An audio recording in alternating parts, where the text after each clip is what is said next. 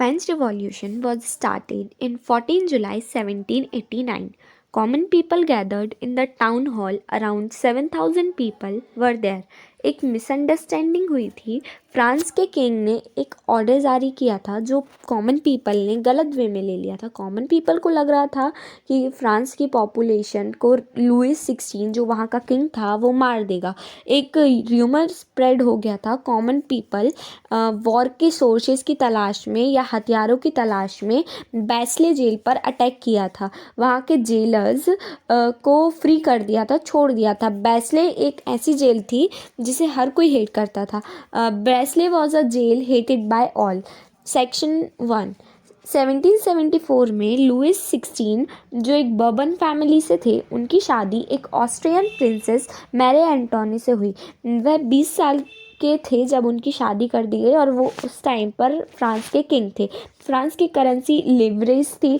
France को 1789 के पहले ओल्ड रेजिमी भी बोला जाता था। What were the causes behind French Revolution? There were three causes behind French Revolution. Social causes.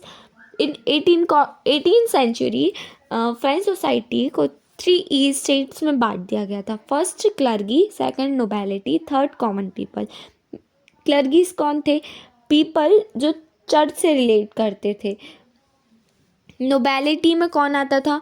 People जो किंग फैमिली से रिलेट करते थे। और कॉमन पीपल जो वहाँ की रेस्ट ऑफ द पॉपुलेशन थी कॉमन पीपल्स की, वो अदर पीपल्स में आ जाती थी, मतलब थर्ड ई स्टेट में।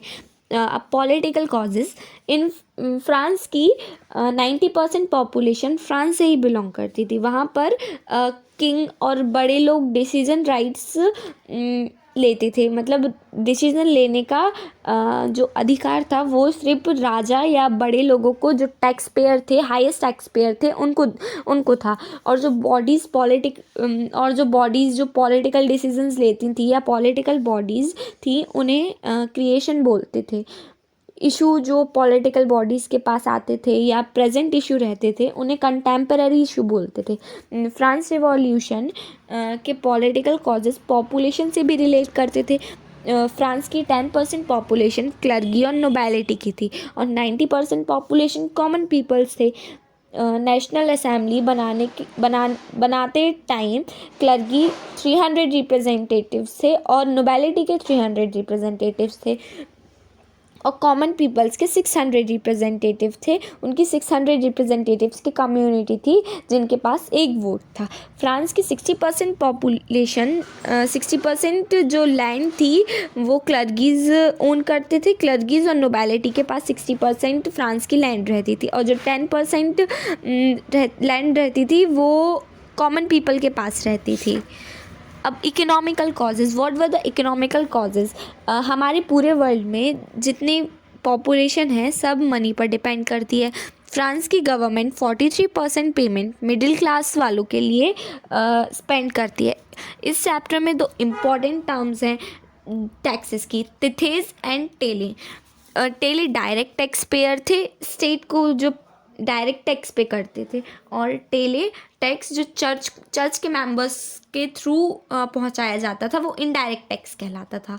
अब स्ट्रगल टू सर्वाइव।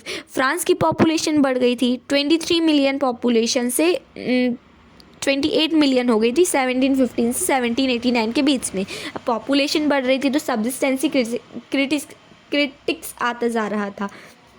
अब सब्सिस्टेंसी क्रिटिक्स क्या होता है? जब हमें अपनी नीड के हिसाब से कोई चीज़ नहीं मिलती है या हम अपनी लाइफ की इम्पॉर्टेंट नीड्स को पूरा नहीं कर पाते हैं, तो उस टाइम पीरियड को सब्सिस्टेंसी क्रिटिक्स टाइम पीरियड के नाम से भी जाना जाता है। कुछ फ्रांस की पॉपुलेशन बढ़ती जा रही थी और वहाँ फूड जो प्रोड्यूस होता था, फूड प्रोडक्शन वहाँ का बंद हो गया था, तो जो स्टॉक में फूड रहता था उसकी प्राइसेस बढ़ रही थी। प्रोडक्शन बंद हो गया था तो जो वर्कर्स की वेजेस थी वो नहीं मिल पा रही थी उनको। जिन वेजेस पे वो पहले काम करते थे वो अभी उस टाइम पे फ्रेंच रिवॉल्यूशन के टाइम पे पूरी नहीं पड़ रही थी। ब्रेड के प्राइसेस बढ़ गए थे। So the wages did not keep pace with the rise in the price of bread. Now 1.3, the growing middle classes envisages an end to privileges. Look at this page. What prosperous refers to successful and educated and rich persons. Third E state मतलब इनमें merchant, traders, manufacturers, lawyers ये सब आते थे.